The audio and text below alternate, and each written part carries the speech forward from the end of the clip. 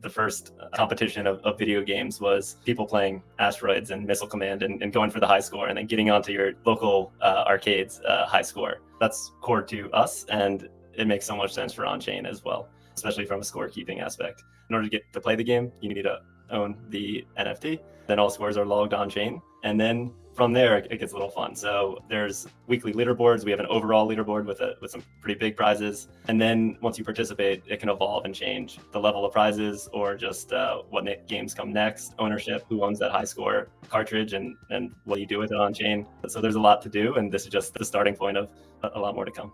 I actually want to play the game. The first game that Atari's launched is Asteroids. I'm just going to mint to play. So I minted Asteroids, let me crush some high scores. Now here we have a fully on-chain version of Asteroids. Let's see. I was bragging that I actually did pretty well earlier. Now I got DJ mode. This is hilarious. Double points. Let's go. Oh, okay, there we go. I'm done. Here I am on the leaderboard. So that's my address. That's connected with my Coinbase smart wallet. This is like a global arcade leaderboard, and it's all attested, fully verifiably on-chain. Anyone can go and see who's played the game on this global computer, just like you could see who's played the game and who scored on the leaderboard at your local arcade. And then anyone can participate in these contests. Weekly prizes, you got merch, we got gift cards for Atari.com, and then there's gonna be even more games coming soon. Before, the leaderboard was just locked in one arcade game. Now it's a global leaderboard that's totally verifiable, that anyone can start adding additional things on, like airdrops or gift cards. Like, how do you think about this new form of leaderboard and points that's starting to take the world by storm?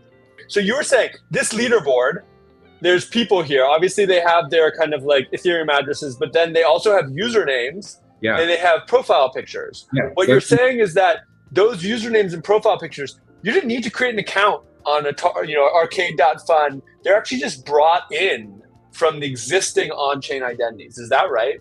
Right, that's true. And so you might think that for an app like this, like you'd want a logging experience and add their email and like username and stuff. And we could add those and it would maybe be additive to the ecosystem. But we already have a lot of this identity information from ENS and from Farcaster. We can pull those in. We can pull in your whole social graph. We can suggest other games to you based on things that your friends are playing. We can give notifications if your friends are playing at the same time. And we don't have to go and build that social network aspect of it ourselves, because that's already part and parcel of the Web3 ecosystem tied to your Web3 address. A really big part of it is like the rewards aspect of it. So if you have these things, like maybe some brand wants to go and target you, and maybe you have like a footwear brand or something comes in and says like, we want to actually like give cool offers to the people who do well on the leaderboard. And now it's like a co-branded effort.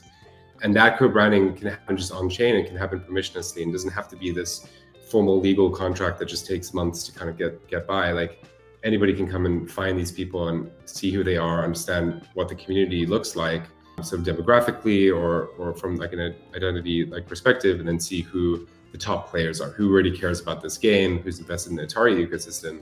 And that's something that Atari can also like eventually just use over time. Every time they do a new launch, they have this audience they have on chain, and they like know exactly like how people have interacted with their projects.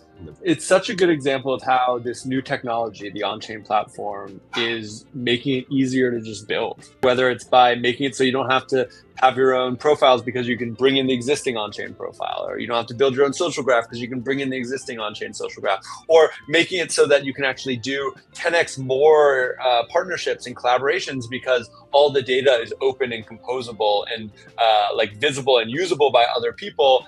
The key thing that it enables us to build faster, to build better, and to build better together, where we're actually able to collaborate more easily. And every single thing that each of us builds contributes to this world computer that in many ways is like getting more and more valuable every single day because all of us are building on it.